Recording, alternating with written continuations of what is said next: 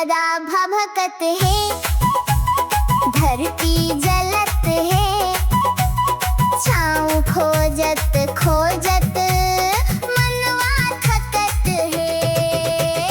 ए दादा भभकत है, देहिया तपत है, गमछा भी भींजे, पसीना टपकत है। ए दादा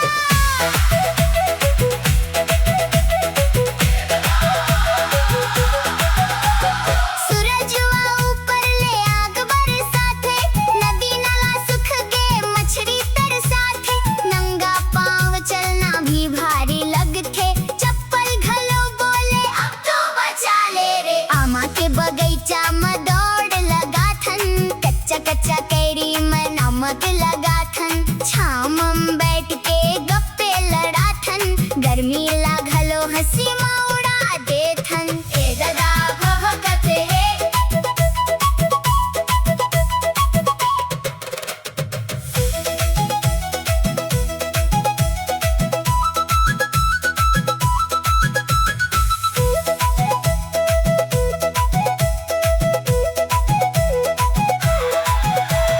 कूलर पंखा सब हार मान गे, बिजली भी आँख में चोली खेलथे, तालाब में कूद के जान बचाथन, दिन भर पानी में टाइम बिताथन, लस्सी घूंट घूंट गला तर करथन, बर्फ वाला गोला में दिल बहलाथन, रात के छत में चंदा निहारथन, गर्मी के दिन ला ऐसे गुजारथन।